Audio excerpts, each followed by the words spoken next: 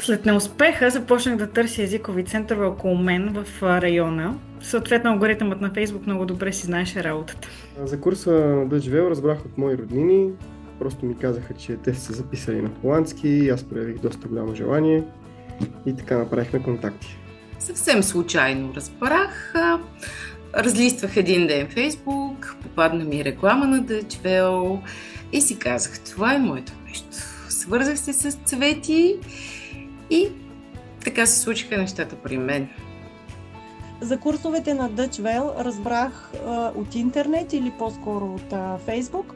Веднага се свързах с Цвети по телефона. Тя ми изпрати тест, който да реша, за да преценим на кое ниво съм. За курса разбрах съвсем случайно, тъй като моя син посещава българското училище в Хага и на едно събиране там съвсем случайно попаднах на брошура, на реклама и така се свързах. Мисля, че бях една от първите всъщност, ако не ме лъжи паметта. И просто писах на съобщения в месенджер и така започна комуникацията с Цвети, като аз в началото имах доста въпроси, които исках да уточня за себе си, за да съм сигурна, че курсът отговаря на определени изисквания, които аз имах преди да започна. За курса на Dutch разбрах от Фейсбук. Случайно ми излезе страницата, да, и веднага реагирах.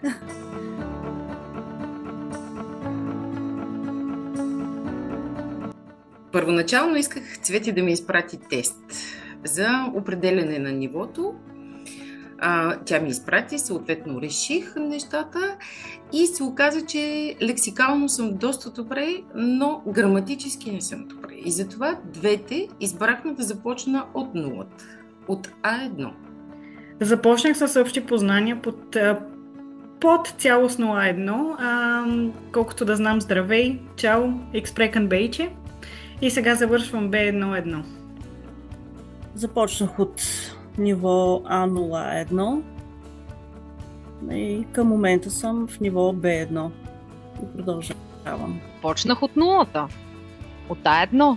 Не знаех абсолютно нищо, трябваше да започна от азбуката, така че смело започнах от А1, като за около, мисля, че учебна година, успяхме да минем А1 и А2. В момента съм до А2. Почнах от ниво А0, А1, завърших ниво А1, след това А2 и сега съм на ниво А2, Б1 и ще продължа до когато е възможно. В момента карам първоначалното ниво А1 и от септември ще започна с следващото ниво.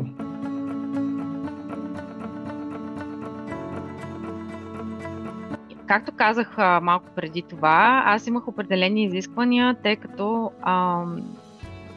работата ми, вида работа, която има, натовареността, дневните отговорности и така нататък, ме ограничаваха да търся курс, на който трябваше да ходя физически. И едно от първите неща, с които ме спечелиха, беше това, че можем да правим онлайн курсове в толкова удобно време за всички работещи. Това беше първото нещо, което много държах. Не се налагаше да губя време по градски транспорт или където и да е. Така че буквално след като приключих работа, се свързвах директно през работния ми компютър на онлайн курса. Това, което на мен лично най-много ми харесва и дълбоко препоръчвам на всички, които искат да започнат да учат, всички българи, които искат да започнат да учат холандски език, е подхода. Това, че Цвети може да помогне с съпоставка между българска граматика и холандска граматика, което за мен лично е много важно, за да може да се разбере структурата на езика. След това малко или много с практиката, особено ако човек живее в самата страна, самия речников запас се трупа с годините, но най-основното е граматиката според мен, което е изключително голям бонус, когато бъде обяснено и преподавано от български преподавател. Курса ми харесва най-много, че учителите Цвети и Калоян се опитват да създадат една много благоприятна обстановка за абсолютно всички курсисти, така че да не се притесняват, да не се срамуват, да се отпуснат и да разберат най-добре холандски език. В курса на първо място учителя. Цвети е родена да бъде учител. И след това вече и метода на преподаване, на поднасяне на цялата информация, на граматиката особено, е много ценно. Много ми харесва. Непрестанното търсене на резон зад нещата от езика, защо правило е така, от каква логика произлиза, какъв е налогът на български. А пък аз съм човек с много любопитство и амбиция, така че този подход ми помогна да науча нещата разбирайки, а не помняйки ги. Всичко ми харесва в курса.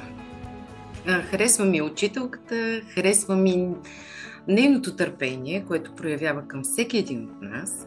Голямо предимство е, че сме малки групи от малко хора, което означава, че учителката има време да обърне внимание на всеки може да зададе въпроса си.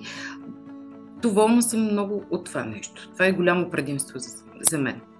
Много ми харесва в курса, разбира се, преподавателя, защото тя има страхотни педагогически умения. Обяснява всичко много точно, много правилно. Умее да борави с нидерландският език. Харесва ми, че е много търпелива и обяснява всичко много обстойно. Така езика изобщо не е труден.